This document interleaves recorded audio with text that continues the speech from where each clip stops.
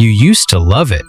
The work, the sport, the project, the dream, the thing you told everyone you were built for.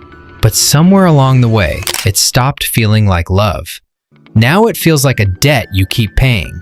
You still show up, you still push, you still tell yourself this is discipline. But if you're honest, a lot of what you call discipline is just fear with better branding. Fear of falling behind, fear of wasting potential, fear that if you stop for even a second, someone hungrier will take your place. So you keep going, not because the work pulls you forward, but because stopping feels dangerous. At some point, someone convinced you that joy was the reward, that it came after the sacrifice, after the grind, after you had proven you wanted it badly enough. And until then, enjoying yourself was almost suspicious. If it felt too easy, it probably wasn't serious. If it felt too fun, it probably wasn't productive. If it didn't hurt, maybe you weren't trying hard enough. So you started measuring your commitment by how much it cost you. And that's how ambitious people burn out. Not because they're weak, but because they confuse pain with proof. They think suffering means they're serious. They think exhaustion means they're getting closer. They think self-abandonment is the same thing as discipline, but it isn't. You've been watching people suffer and assuming the suffering is what made them great. Most of the time, it didn't. Suffering is not the mechanism. Sometimes it's just the side effect of caring deeply about something difficult. And there is a massive difference between doing something hard because you love it and doing something hard because you think the hardness itself is what makes it valuable. One can produce the best work of your life. The other eventually produces burnout.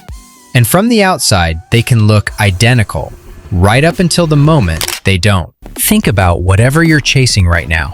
The career, the body, the business, the degree, the creative project.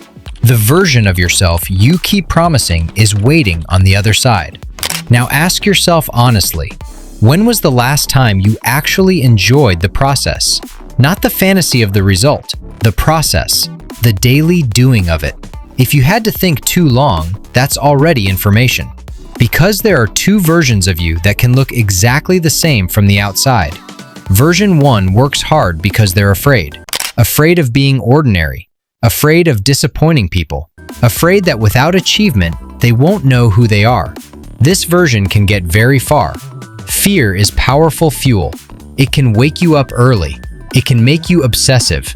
It can make you outwork everyone around you. Fear will get you to the desk, but it won't make you want to come back. Because fear is borrowed fuel. It gives you energy now and sends the bill later. And the bill usually comes as resentment. This is the trap of extrinsic motivation. You're not doing the work because the work itself feels alive.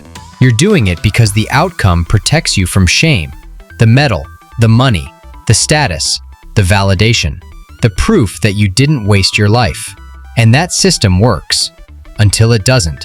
Until one day you wake up and realize you didn't build a life. You built a performance. And now the audience expects you to keep going. The applause became a contract. Even if there's nothing left behind the curtain, then there's another version. This version also works hard. They also sacrifice. They also train. They also repeat boring drills when nobody is watching. But the fuel source is different. They're not only running from failure, they're being pulled by something. Curiosity, expression, craft, meaning, love for the process itself. That doesn't mean they never suffer. Of course they suffer. Anything worth doing eventually becomes hard. But there is a difference between pain that comes from devotion and pain that comes from self-abandonment. One expands you, the other empties you. Fear can make you start. It can even make you good. But if you want to last long enough to become great, you need a fuel source that doesn't destroy the person doing the work. Fear is borrowed fuel. Joy is renewable fuel. But don't misunderstand this. Joy doesn't mean the work feels good every day. It doesn't mean comfort. It doesn't mean ease. It doesn't mean you only do things when you feel inspired. Joy means some part of you still says yes to the work, even when it's hard. It means there is still a pulse inside the process, something alive, something that belongs to you. Not every hard thing is wrong, but the right hard thing gives something back. That is the fuel that lasts. And if you want to see what happens when a human being refuses to keep performing as a machine, look at Simone Biles. Not because you're a gymnast, but because you probably know what it feels like to keep performing long after your body has started telling the truth. Your Olympics might be a job, a business, a relationship, a body goal, a channel, a dream you built your entire identity around. But the mechanism is the same. By the time Simone Biles arrived at the Tokyo Olympics, she wasn't just a champion, she was the face of the sport. The expectation wasn't simply that she would compete. The expectation was that she would dominate. Again. And when you become that good, people stop treating you like a person. They start treating you like a machine that is supposed to keep producing miracles. But in Tokyo, something went wrong. Biles developed what gymnasts call the twisties, a terrifying disconnect where your body loses its sense of where it is in the air. For most people, that sounds strange. For a gymnast, it can be dangerous. Because when your sport involves launching yourself into the air, flipping, twisting, and landing on a narrow margin between greatness and injury, losing that sense is not weakness, it is a warning signal. In gymnastics, losing orientation isn't a mindset problem, it's a safety problem. So she pulled out of multiple Olympic events. And the world reacted exactly the way the world reacts when a high performer refuses to keep bleeding for our entertainment. Some people supported her. Others called her weak. They said she quit. They said she couldn't handle pressure. They said she had let people down. But before you judge her, ask yourself, where are you doing the same thing on a smaller stage? Where are you ignoring the warning signs because people are still clapping? Where are you calling it discipline because you're scared of what happens if you stop? Because what most people missed was this. She wasn't choosing comfort. She was choosing survival. There is a kind of ambition that looks impressive from the outside, but slowly disconnects you from yourself. You keep performing. You keep delivering. You keep smiling until your body finally does what your mind has been afraid to do. It stops. Burnout is often your body resigning from a job your ego refuses to quit. That's what makes her story so important. Simone Biles did something ambitious people are terrified to do. She interrupted the machine. And sometimes the most disciplined thing you can do is stop feeding the machine.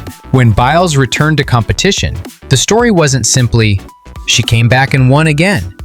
That would be too shallow. The real story is that she came back differently. She came back with therapy as part of her preparation. She came back talking openly about mental health. She came back no longer pretending that greatness required pretending nothing hurt. That matters. Because the old performance myth says, ignore yourself, push through everything, treat pain as proof, never stop, never admit you're not okay. But Biles showed something more dangerous. She showed that stepping back does not always mean you're finished. Sometimes stepping back is the only reason you can return with anything real left inside you. This is where people misunderstand joy. Joy is not pleasure. Joy is not laziness. Joy is not escaping difficulty. Joy is alignment. It means your effort still feels like it belongs to you. It means the work is hard, but it is not hollow. It means you are not just protecting an image, you are expressing something real. That is the difference between pressure and ownership. Pressure says, I have to do this or I lose who I am. Ownership says, I choose this because there is something here I still want to give. Same hours, same sacrifice, same pain. But one person is protecting an identity, the other is expressing one. And over time, that difference compounds. The person driven only by fear gets tighter. They play not to lose. They become obsessed with protecting what they already built.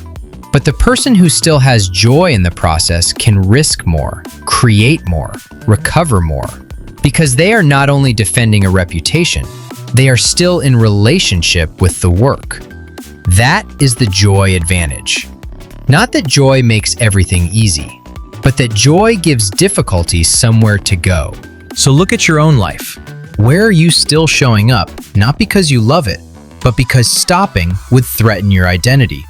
Where are you confusing exhaustion with evidence? Where are you using suffering to prove that you're serious? You might not be burned out because you worked too hard.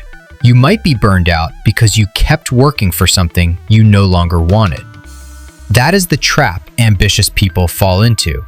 They don't quit when something becomes unhealthy. They double down. They say, this is just what success costs. Sometimes that's true. Hard things cost something. But not every cost is noble. Some costs are just warning signs you've learned to romanticize. There is a difference between discipline and self-erasure. Discipline keeps a promise to your future. Self-erasure sacrifices your entire present to earn permission to exist later. And if you're not careful, you can build the life you thought you wanted and arrive there as someone too exhausted to enjoy it. That's why joy matters, not as a reward, as information. Joy tells you where energy returns. Joy tells you where curiosity still exists. Joy tells you where effort still feels connected to something true. You don't need to love every second. That's not real. But somewhere inside the work, there has to be a pulse. If there isn't, you need to ask whether you are being disciplined or just afraid. Because you don't need a softer life. You need a truer reason. So here's the question. What would you do if you had nothing to prove? Most people treat that like a motivational quote. It isn't. It's a diagnostic tool. Because if you had nothing to prove, some things in your life would immediately fall away. Not because you're lazy, because they were never yours. They were built from fear, from comparison, from shame, from an old version of you trying to earn safety. And maybe you don't need to burn everything down. Maybe you don't need to quit. Maybe you just need to step back long enough to hear yourself again. To remember what part of the work still belongs to you. To separate devotion from panic. To find the place where effort becomes alive again. This week, ask yourself, do I still want this? Not the applause, not the identity, not the proof. This, the actual daily reality of it. If the answer is yes, protect the joy. It may be the reason you last. And if the answer is no, maybe the bravest thing you can do is stop calling your fear discipline. Drop a comment. What would you do if you had nothing to prove? Because the people operating from joy aren't just happier, they're harder to break. They last longer. They create from somewhere deeper. Fear can get you moving, but joy is what lets you stay alive while you move.